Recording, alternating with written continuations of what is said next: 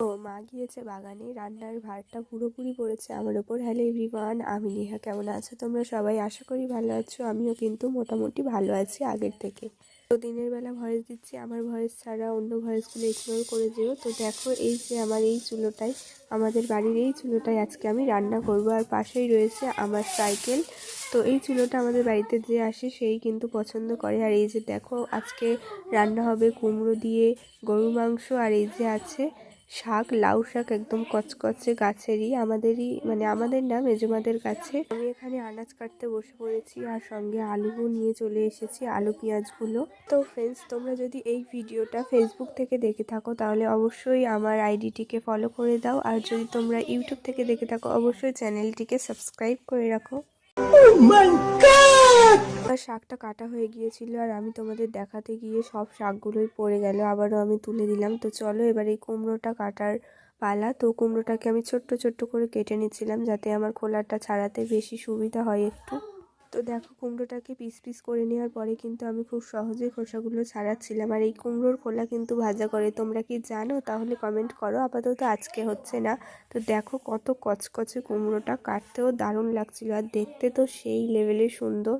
তো কুমড়োটাকে আমি এরকম ছোট্ট ছোট্ট করে কেটে নিয়েছি। তো সব কুমড়োটাই নেব, তাই পরপর কুমড়োগুলো কেটে নিচ্ছিলাম। আর তারপর কুমড়ো কাটা হয়ে গেলে আমি পেঁয়াজ আর আলুটাও ছিলে নিচ্ছিলাম। তো আলুটা ছেলার পরে কেটে নিলাম শাকের জন্য আলাদা করে আর কুমড়োর জন্য আলাদা করে।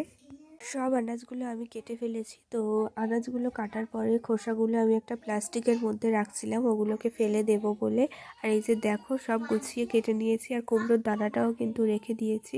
তারপরে আমি এখানে ভাত রান্নার জন্য আকাশের পানিটা নিচ্ছিলাম। আকাশের পানি না, ওটা মনে হচ্ছে টাইম কলেরই পানি হবে। আর এই যে দেখো, এই কিউট বাচ্চাটা এসেছিল আমাদের বাড়িতে ওর বন্ধুকে খুঁজতে। তো তারপরে আমি পানিটা এনে চুলোর মধ্যে বসিয়ে দিলাম। তো এবার চুলোটা ধরাতে হবে, তার জন্য আমি গিয়ে দেশলাইটাও নিয়ে চলে এসেছি। তো চলো এবার চুলোটা ধরানো যাক। একদম সকালে ঘুম থেকে উঠে ভয়েস দিচ্ছি, বিশ্বাস করো এতটা লেভেলের আওয়াজ হচ্ছে। আর আমার মায়ের স্টুডেন্টরা পড়তে এসেছে, প্রচুর চিৎকার করছে আর গল্প করছে। আমার মা এখন বসেনি যেহেতু।